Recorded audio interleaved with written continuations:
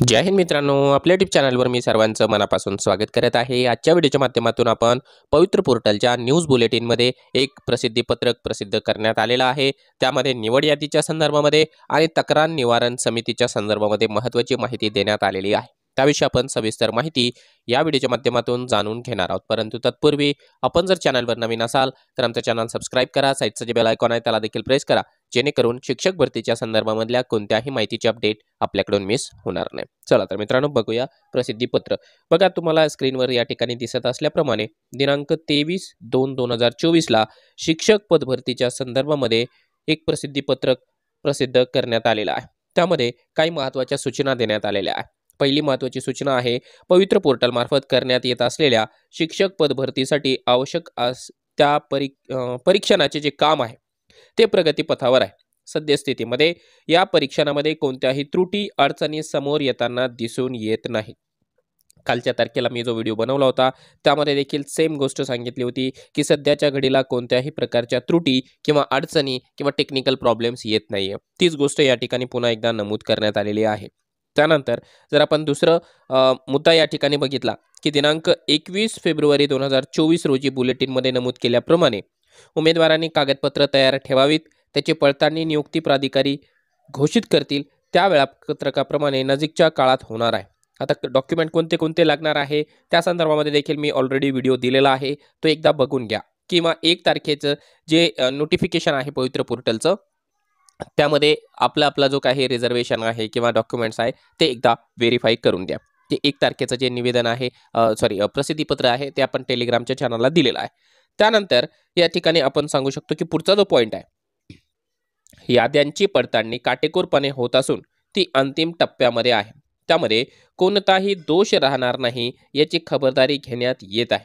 तरी देखील अपवाद म्हणून कोणाचेही काहीही गरहाणे असल्यास त्याचे निराकरण करण्यासाठी तक्रार निवारण व दुरुस्ती समिती गठीत करण्यात आलेली आहे। त्याद्वारे सर्व बाबींचा यथोचित दखल घेतली जाईल व निराकरण केले जाईल। मित्रांनो, एक गोष्ट या ठिकाणी अतिशय उत्तम रीतीने चालू आहे। ती महत्त्वाची गोष्ट म्हणजे भविष्यामध्ये देखील नेमके काय धोके निर्माण होऊ शकतात ते भविष्यातले देखील धोके माननीय आयुक्त महोदयांनी या ठिकाणी हेरून घेतलेले आहे आणि त्याच्यावर उपाययोजना आत्तापासूनच करण्याचं ठरवलेलं आहे। पहिली गोष्ट तर त्यांनी या ठिकाणी सांगितलेलं आहे की याद्यांची जी पडताळणी आहे, व्हेरिफिकेशन करणं आहे ते अंतिम टप्प्यामध्ये आहे। यादी आपल्याला ऑलरेडी मी सांगितल्याप्रमाणे जे काही शनिवार, रविवार आणि सोमवार, खऱ्या अर्थाने शनिवार रविवार हे कार्यालयीन सुट्टीचे दिवस आहे, परंतु येणाऱ्या सोमवारपर्यंत आपल्याला यादीचं काम पूर्णत्वास जाऊन यादी घोषित केल्याची या ठिकाणी पाहायला मिळणार आहे। पण त्याच्यापूर्वी त्यांनी सांगितलेलं आहे की या यादीमध्ये कोणताही दोष राहणार नाही याची खबरदारी घेण्यात येत आहे। तरी देखील एक्सेप्शन म्हणून, अपवाद म्हणून जर का एखाद्या व्यक्तीचं काही गरहाणं असेलच तर त्यांच्याकरिता या ठिकाणी त्यांनी जे आहे एक समिती गठीत करून दिलेली आहे। त्या समितीला त्यांनी या ठिकाणी नाव दिलेलं आहे तक्रार निवारण आणि दुरुस्ती समिती। हे अत्यंत छान काम या ठिकाणी आयुक्त महोदयांच्या वतीने केलं जात आहे। शक्यतो कुणालाही तक्रार करण्याची वेळ येणार नाही, परंतु जर तक्रार करायचं असेल तर व्यवस्थितपणे त्यांनी एक समिती गठीत केलेली आहे, त्या ठिकाणी आपण आपलं गरहाणं या ठिकाणी मांडू शकता। त्यानंतर आणखी त्यांनी 2 पॉईंट दिलेले आहे। त्या 2 पॉईंटपैकी हा पॉईंट आपल्याला अतिशय महत्त्वाचा आहे की सन 2019च्या भरतीच्या वेळी प्राधान्यक्रम लॉक करण्यासाठी 30 जून 2019 अशी मुदत होती। त्यानंतर 9 ऑगस्ट 2019 रोजी प्रत्यक्ष शिफारस याद्या प्रसिद्ध करण्यात आल्या होत्या, म्हणजे 40 दिवसांचा कालावधी लागला होता। त्यावेळी त्या तुलनेमध्ये यावेळी आता काय झालंय की त्या तुलनेमध्ये तिपटीहून अधिक पदांची भरती असून शक्य तितक्या लवकर हे काम पूर्ण करण्याचा प्रयत्न करण्यात येत आहे व लवकरच या याद्या प्रसिद्ध होतील। त्यामुळे या संदर्भामध्ये अवाजवी उत्कंठा वाढवू नये हे जे एक स्टेटमेंट आहे ते अतिशय महत्त्वाचं आहे। आपल्याला माहिती आहे की 2019ची जी शिक्षक भरती आहे त्यामध्ये जागा अतिशय कमी होत्या। आता त्या तुलनेमध्ये सध्या जागा तिप्पटपेक्षाही जास्त आहे। त्यामुळे साहजिक आहे थोडासा एक्स्ट्राचा कालावधी आपल्याला लागणार आहे। त्यामुळे अवाजवी जे काही आपली एक्साइटमेंट आहे, उत्कंठा आहे, ती फार जास्त वाढवू नये असं या ठिकाणी आयुक्त महोदयांच्या वतीने सांगितलं जातं आहे। त्याचं कारण हे आहे की बऱ्याच जणांनी जे आहे कार्यालयाला वारंवार विचारणा केलेली आहे। बुलेटिनमध्ये प्रसिद्ध केल्याप्रमाणे किंवा आम्ही वारंवार सांगितल्याप्रमाणे या ठिकाणी जे आहे याद्या सोमवारपर्यंत लागतील. परंतु आम्ही जर म्हटलो किंवा एखादा कोणीतरी एक्सपर्ट असा व्यक्ती बोलला की सोमवारपर्यंत लागेल, की लगेच आपले अभियोग्यताधारक काय करतात की संबंधित अधिकाऱ्यांना क्रॉस व्हेरीफाय करतात की XYZ हे सर बोलले की आता सोमवारी लागणार आहे, खरंच लागणार आहे का, खरंच लागणार आहे का, अशा हजारो मेसेजेस त्यांना जात आहेत. त्या पद्धतीने कृपया कोणीही करू नये. आपण ज्याप्रमाणे आतापर्यंत शांततेचं वातावरण ठेवलेलं आहे, संपूर्ण सोशल मीडिया आपल्या शिक्षक भरतीच्या संदर्भामध्ये शांत आहे, पॉझिटिव्ह आहे, त्याचप्रमाणे सर्वांनी शांतता ठेवायची आहे, पॉझिटिव्ह राहायचं आहे आणि प्रशासनाला सहकार्य करायचं आहे. प्रशासन आपल्या परीने युद्ध पातळीवर मेहनत घेतो आहे, ही गोष्ट आपण वारंवार पाहताच आहात. त्यानंतर जे आहे एक शेवटचा मुद्दा त्यांनी या ठिकाणी काय सांगितलेला आहे तो आपण बघूया.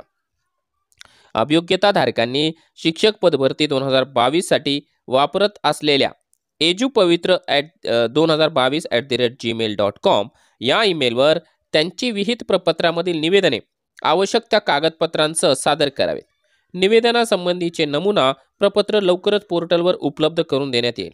सदर ईमेल त्या व्यतिरिक्त अन्य कोणत्याही माध्यमातून पाठविल्या गेलेल्या तसेच विहित नमूद नसलेल्या तक्रारीची दखल घेतली जाणार नाही, याची नोंद घेण्यात यावी. याबाबत सर्वसाधारण गुणवत्ता यादी प्रसिद्ध झाल्यानंतर प्रत्यक्ष कारवाई सुरू करण्यात येईल. आता जर का कोणाची काही तक्रार असेल यादीच्या संदर्भामध्ये तर त्यांनी जनरली जसे ईमेल आपण पाठवतो 2-2 पानं भरून, म्हणजे प्रश्नच एवढा मोठा असतो की पहिल्या लाईनचा आणि शेवटच्या लाईनचा आपल्याला ताळाला मेळ लागत नाही. कारण मी कंटिन्युअसली जे आहे अशा प्रकारचे मेसेजेस वाचतो आहे, मलाही बरेचसे ईमेल्स येतात, तर तेही ईमेल्स मी वाचन करतो. तर एवढे मोठमोठाले ईमेल्स असतात. म्हणून मी वारंवार सांगत असतो की कुणाला जर का काही तक्रार असेल किंवा काही एखादा प्रश्न असेल तर प्रश्न हा कमीत कमी शब्दांमध्ये सांगावा आणि प्रश्नामधून तुमची जी भावना आहे ती स्पष्टपणाने जाणवत असली पाहिजे. म्हणजे तुमचा जो काही मुद्दा आहे तो क्लिअर व्हायला पाहिजे, अर्धवट माहिती नसायला पाहिजे. त्यामुळे आयुक्त महोदयांच्या वतीने एक प्रपत्र दिलं जाणार आहे, एक फॉर्मॅट दिला जाणार आहे तक्रारीचा, की त्या फॉर्मॅटमध्ये तुम्ही नेमके सगळ्या गोष्टींची नोंद करा आणि तेच फॉर्मॅट या ठिकाणी आयुक्त कार्यालयाला पाठवून द्या, जेणेकरून त्यांना योग्य ती माहिती मिळेल आणि सर्व माहिती मिळेल, जेणेकरून त्यांना तुमच्या तक्रारीची दखल घ्यायला किंवा त्याची जी काही अंमलबजावणी आहे तुमच्या तक्रारीची व्हेरिफिकेशन करायला सहज सोपं जाणार आहे. आता तक्रारी कधी करायच्या आहेत तर लगेच आपण तक्रारीवर बोलणं उचित नाहीये. आपण अपेक्षा व्यक्त करूया आयुक्त कार्यालयावर, त्यांच्या त्या यादीवर आपला पूर्ण ट्रस्ट आहे, विश्वास आहे की ती यादी निर्दोष असणार आहे. कारण पुन्हा एकदा वारंवार ही गोष्ट तुम्हाला ऑलरेडी सांगितलेली आहे, आज पुन्हा सांगतो की यादी जी लागणार आहे ती सॉफ्टवेअरच्या माध्यमातून लागणार आहे. त्यामध्ये मानवी हस्तक्षेपाला कोणत्याही ठिकाणी वाव नाहीये. मानवी हस्तक्षेप त्यामध्ये होणे कदापि शक्य नाही. त्यामुळे ती यादी निर्दोष असेल या गोष्टीची आपल्याला निश्चितपणाने खात्री आहे. त्यामुळे आता सर्वांनी थोडासा संयम ठेवा. 1 वर्षभर संयम ठेवलेला आहे. किमान जे आहे शनिवार, रविवार किंवा सोमवार या 3 दिवसामध्ये आपली जी निवड यादी आहे ती कधीही जाहीर होऊ शकते.